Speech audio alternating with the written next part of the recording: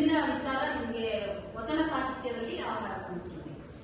ನಾವು ಜೆಎಸ್ಎಸ್ ವಿಜ್ಞಾನ ಮತ್ತು ತಂತ್ರಜ್ಞಾನ ವಿಶ್ವವಿದ್ಯಾನಿಲಯ ಮೈಸೂರು, ಇಲ್ಲಿ ನಾವು CSBS ವಿಭಾಗದಲ್ಲಿ ಒಂದು ವಿಚಾರ ಸಂಕಿರಣವನ್ನ ಏರ್ಪಡಿಸಿದಂತ ಸಂದರ್ಭದಲ್ಲಿ ನಮ್ಮ ವಿದ್ಯಾರ್ಥಿಗಳು ನೀವೆಲ್ಲ ಸೇರಿ ಒಂದು ವಚನ ಚಿಂತನೆಗಳನ್ನ ಯಾವ ತರ ಮಾಡ್ತೀವಿ. ಇವತ್ತು ರಾಷ್ಟ್ರಕವಿ, ಯುಗದ ಕವಿ, ಜಗದ ಕವಿ ಕುವೆಂಪು ಅವರು ಹೇಳೋ ಪ್ರಕಾರ ಒಂದು ಕಡೆ ಸಂಸ್ಕೃತಿ ಮತ್ತೊಂದು ಕಡೆ ಸಂಪ್ರದಾಯ ಹೋಗ್ಬೇಕು ಅಂತ ಹೇಳಿ, ಒಂದು ಕಡೆ ತಾಂತ್ರಿಕತೆಯಲ್ಲಿ ಸಾಕಷ್ಟು ಬೆಳವಣಿಗೆಯನ್ನು ಕಾಣಿಸಬೇಕು, ಜೊತೆಯಲ್ಲಿ ನಮ್ಮ ವೈಯಕ್ತಿಕ ಬದುಕನ್ನು ಕೂಡ ಮೌಲ್ಯಗಳನ್ನು ಅಳವಡಿಸಿಕೊಂಡು ನಾವು ಜೀವನ ಸಾಗಿಸಿದ್ರೆ ಇಡೀ ಸಮಾಜಕ್ಕೆ ಒಂದು ಒಳ್ಳೆಯ ಕೊಡುಗೆಯನ್ನು ನೀಡಿದ್ದಾರೆ. ಒಂದು ಸುಪ್ರಸಿದ್ಧ ಭಾರತದಲ್ಲೇ ಕರ್ನಾಟಕದಲ್ಲೇ ಅತಿ ಒಂದು ಹೆಸರನ್ನ ಮಾಡಿರ್ತಕ್ಕಂಥ ಹೆಗ್ಗಳಿಕೆಯನ್ನು ಗಳಿಸಿರ್ತಕ್ಕಂಥ ಒಂದು ವಿಶ್ವವಿದ್ಯಾನಿಲಯ ಅಂದ್ರೆ ನಮ್ಮ ಜೆಎಸ್ಎಸ್ ವಿಜ್ಞಾನ ಮತ್ತು ತಂತ್ರಜ್ಞಾನ ವಿಶ್ವವಿದ್ಯಾನಿಲಯ SDC ಕಾಲೇಜ್. ಇಲ್ಲಿ ಪ್ರತಿಭಾವಂತ ವಿದ್ಯಾರ್ಥಿಗಳಿದ್ದೀರಿ. ನೀವು ಅದ್ಭುತವಾದಂತಹ ಕನ್ನಡ ಬರಹಗಾರರು, ವಿಚಾರವಂತರು ಮತ್ತು ವಿಚಾರವನ್ನು ಚೆನ್ನಾಗಿ ಮೈಗೂಡಿಸಿಕೊಳ್ತಕ್ಕಂಥವ್ರು. ಹಾಗಾಗಿ ಕೆಲವು ಇತರ ವಿಚಾರ ಸಂಕಿರಣಗಳನ್ನು ಏರ್ಪಡಿಸಿದ ಸಂದರ್ಭದಲ್ಲಿ ನೀವು ಕೂಡ ಈಗ ಶಾಲಾ ಕಾಲೇಜುಗಳಲ್ಲಿ, ಬೇರೆ ಕಾಲೇಜುಗಳಲ್ಲಿ ನೀವು ಮಾತನಾಡ್ತಕ್ಕಂಥದ್ದು, ಸಾರ್ವಜನಿಕ ಸ್ಥಳಗಳಲ್ಲಿ ಅರಿವು ಮೂಡಿಸ್ತಕ್ಕಂಥ ಕೆಲಸಗಳನ್ನ ಮಾಡಬಹುದು. ಆ ನಿಟ್ಟಿನಲ್ಲಿ ನಾನು ಎರಡನೇ ಒಂದು ಈವೆಂಟ್ ಅಂತ ಏನ್ ಕರೀತೀನಿ ನಾನು ಚಟುವಟಿಕೆ, ಅದರಲ್ಲಿ ನಾನು ವಿಚಾರ ಸಂಕಿರಣ, ಆಹಾರ ಸಂಸ್ಕೃತಿ, ವಚನ ಸಾಹಿತ್ಯ, ಆಹಾರ ಸಂಸ್ಕೃತಿ ಮತ್ತೆ ವಿಶ್ವಪ್ರಜ್ಞೆಯ ವಿಶ್ವಗುರು ಬಸವಣ್ಣ ಜೊತೆಯಲ್ಲಿ ಸುತ್ತೂರು ಜಾತ್ರೆ, ಈ ಮೂರು ವಿಚಾರಗಳ ಕುರಿತು ಮಾತನಾಡೋದಕ್ಕೆ ಹೇಳಿದ್ದೀನಿ. ಈಗ ನಮ್ಮ ವಿದ್ಯಾರ್ಥಿ ಪ್ರದೀಪ್ ಈಗ ಮಾತಾಡ್ತಾರೆ ವಚನ ಸಾಹಿತ್ಯದಲ್ಲಿ ಆಹಾರ ಸಂಸ್ಕೃತಿ ಅನ್ನೋ ವಿಚಾರದ ಕುರಿತು. ಅದಲ್ಲದೆ ಕೇಳಿ ಮತ್ತೆ ಪ್ರಶ್ನೆಗಳನ್ನು ಹೇಳಿ. ನನ್ನ ಹೆಸರು ಪ್ರದೀಪ್. ನಾನು ಮೂಲತಃ ವಿಜಯಪುರದಿಂದ ಬಂದಿದ್ದೇನೆ. ಇಂದು ನಾನು ಆಹಾರ ಸಂಸ್ಕೃತಿಯ ಕುರಿತು ಒಂದೆರಡು ಮಾತನಾಡಲು ಇಚ್ಛಿಸುತ್ತೇನೆ.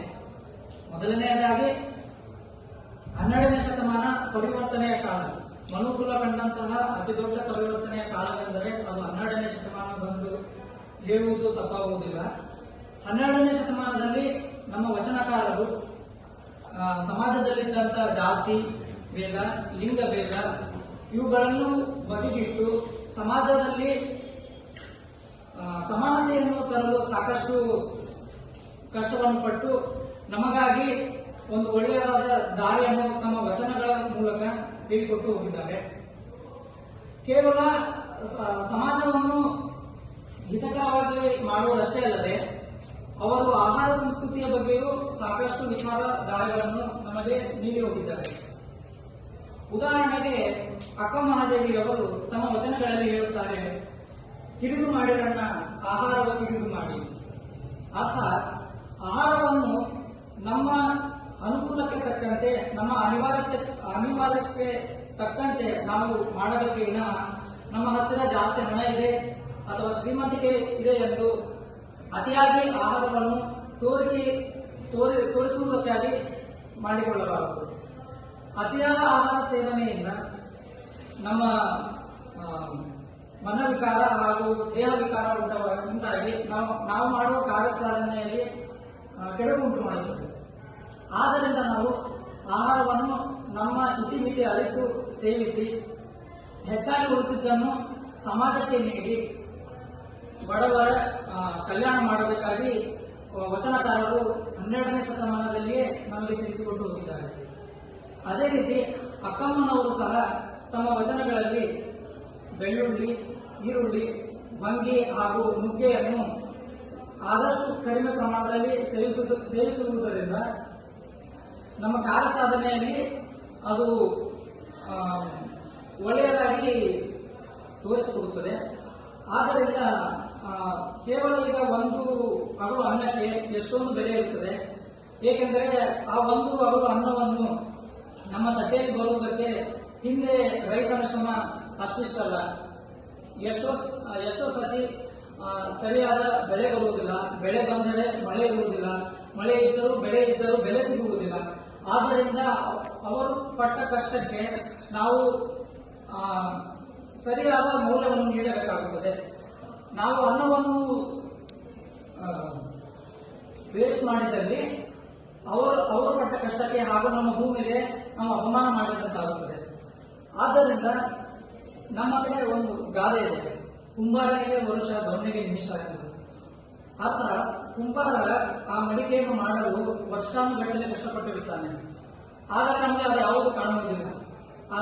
ಅದೇ ಮಡಿಕೆಯನ್ನು ನಾವು ಒಡೆಯಬೇಕಂದ್ರೆ ಕೇವಲ 1 ನಿಮಿಷ ಸಾಕು.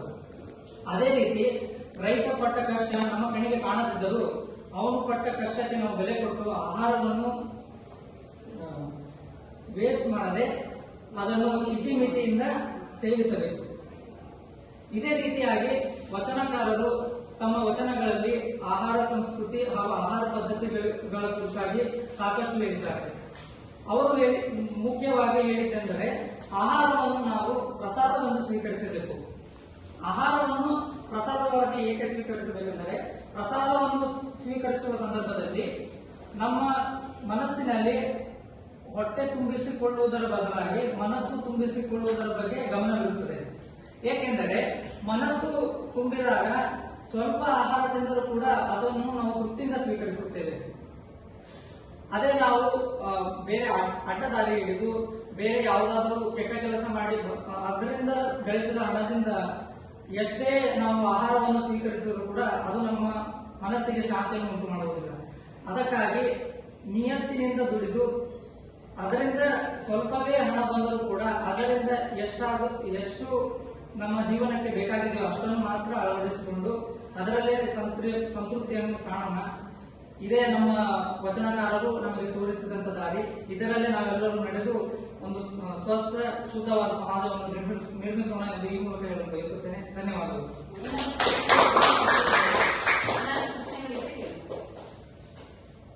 ಕನ್ನಡದ ಮೊದಲ ವಚನಕಾರರು ಯಾರು? ಕನ್ನಡದ ಮೊದಲ ವಚನಕಾರರು ಯಾರು? ಜೇಡರ ದಾಸಮಯ್ಯ ಅಥವಾ ದೇವರ ದಾಸಮಯ್ಯ? ಮುಂದಿನ ಪ್ರಶ್ನೆ.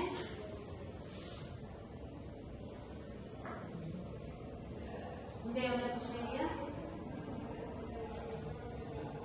ಕೇಳಿ ಏನಾದರೂ ಪ್ರಶ್ನೆ. ಅನುಭವ ಮಂಟಪವನ್ನು ಸ್ಥಾಪಿಸಿದವರು ಯಾರು? ಬಸವಣ್ಣನವರು ಅನುಭವ ಮಂಟಪ ಸ್ಥಾಪನೆ ಮಾಡ್ತಾರೆ. ಮುಂದಿನ ಪ್ರಶ್ನೆ. ಅನುಭವ ಮಂಟಪದ ಮೊದಲ ಅಧ್ಯಕ್ಷರು? ಅನುಭವ ಮಂಟಪದ ಮೊದಲ ಅಧ್ಯಕ್ಷರು ಅಲ್ಲಮಕ್ಕಳು. ಇಲ್ಲಿ ಬಸವಣ್ಣನವರು ಅನುಭವ ಮಂಟಪವನ್ನು ಸ್ಥಾಪನೆ ಮಾಡ್ತಾರೆ. ಆದ್ರೆ ಅಧಿಕಾರಕ್ಕೋಸ್ಕರ ಆಸೆ ಪಡಲ್ಲ. ಇದನ್ನ ನಾವು ಅಳವಡಿಸ್ಕೋಬೇಕು ಜೀವನದಲ್ಲಿ. ಅಂದ್ರೆ ನಮ್ಮ ವೃತ್ತಿ ಪ್ರಾಮಾಣಿಕ ಸತ್ಯಶುದ್ಧದಾಯಕವಾಗಿ ನಾವು ಮುಂದುವರಿಬೇಕು. ಅದರಿಂದ ಸಿಗ್ತಕ್ಕಂತ ಒಂದು ಖುಷಿ ಇದೆಯಲ್ಲ, ಅದಕ್ಕೆ ಎಷ್ಟು ಬೆಲೆ ಕಟ್ಟಕ್ಕಾಗಲ್ಲ. ಹಾಗಾಗಿ ಸತ್ಯಶುದ್ಧ ಕಾಯಕವನ್ನು ಪರಿಚಯ ಮಾಡ್ತಾರೆ.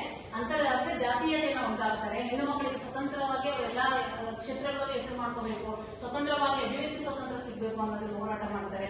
ಭಾಷಿಕವಾಗಿ ಕ್ರಾಂತಿಯನ್ನು ಮಾಡ್ತಾರೆ. ಅಂದ್ರೆ ಒಟ್ಟಾರೆ ಶೈಕ್ಷಣಿಕವಾಗಿ, ಆರ್ಥಿಕವಾಗಿ, ಸಾಮಾಜಿಕವಾಗಿ ಹೊಸ ಕ್ರಾಂತಿಯನ್ನ ಭಾಷಿಕವಾಗಿ ತಂದಂತವರು ವಚನಕಾರರು. ಸಮಾಜದ ನಿರ್ಮಾಣದಲ್ಲಿ ಅವರು ತಮ್ಮನ್ನು ತಾವು ತೊಡಗಿಸ್ಕೋತಾರೆ. ಅದರಲ್ಲಿ ಒಂದು ಆಹಾರ ಪದ್ಧತಿ ಅಂದ್ರೆ ಅಪವ್ಯಯ ಮಾಡಬೇಡಿ ಆಹಾರನ, ಯಾಕಂದ್ರೆ ಒಂದೊಂದು ಅಗ್ನಿಗೂ ಜೀವ ಕೂಡ ಶಕ್ತಿ ಇದೆ ಅಂತ ಹೇಳ್ತಾರೆ. ಜೊತೆಗೆ ಅದಷ್ಟೇ ಅಲ್ಲ, ಅದು ಮತ್ತೊಂದು ಅರ್ಥದಲ್ಲಿ ನಮ್ಗೆ ಅಂದ್ರೆ ಮಿತಿಯನ್ನ ಮೀರಿ, ಅವಶ್ಯಕತೆಯನ್ನು ಮೀರಿ ಸಂಪತ್ತನ್ನು ಕ್ರೋಢೀಕರಣ ಮಾಡ್ಕೋಬೇಡಿ. ಎಷ್ಟೋ ಜನ ಇವತ್ತು ಕೂಲಿ ಕಾರ್ಮಿಕರಾಗಿರ್ಬೋದು, ಮಧ್ಯಮ ವರ್ಗದಾಗಿರ್ಬೋದು, ಕೆಳ ಮಧ್ಯಮ ವರ್ಗದವರು ಆಹಾರ ವಂಚಿತರಾಗಿ, ವಸತಿ ವಂಚಿತರಾಗಿ ಇರ್ತಾರೆ. ಈ ಪ್ರಕೃತಿ ಅನ್ನೋದು ಕೂಡ ಈ ಮನುಷ್ಯ ಜನ್ಮದ ಎಲ್ಲರಿಗೂ ಸಮಾನ ಹಕ್ಕುಗಳನ್ನ ಕೊಟ್ಟಿದೆ. ಹಕ್ಕುಗಳನ್ನ ಪಾಲನೆ ಮಾಡಿ ಮನುಷ್ಯರಾಗಿ ಬದುಕಿ ಅನ್ನೋದ್ರ ಬಗ್ಗೆ ಬೇಕಾದ್ರೆ ದೇವರು ಅಂದ್ರೆ ಮನುಷ್ಯ ದೇವರಾಗೋದೇನೋ, ಆದ್ರೆ ಮನುಷ್ಯನಾಗೋದು ಕಷ್ಟ ಅಂತ ಹೇಳ್ತಾರೆ ಒಂದು ಕಡೆ. ಹಾಗಾಗಿ ಮನುಷ್ಯತ್ವದಿಂದ ಹಲವಾರು ಮೌಲ್ಯಗಳನ್ನು ಅಳವಡಿಸಿಕೊಂಡು ಜೀವನ ಮಾಡಿದ್ರೆ ಎಲ್ಲರೂ ಸುಖ ಶಾಂತಿಯಿಂದ ಸಾಮರಸ್ಯದಿಂದ ಜೀವನ ಮಾಡಬಹುದು ಅನ್ನೋ ಸಂದೇಶವನ್ನು ವಚನಕಾರರು ನೀಡ್ತಾ ಹೋಗ್ತಾರೆ. ಮುಂದಿನ ಪ್ರಶ್ನೆ ಏನಾದರೂ ಇದೆಯಾ? ಧನ್ಯವಾದ.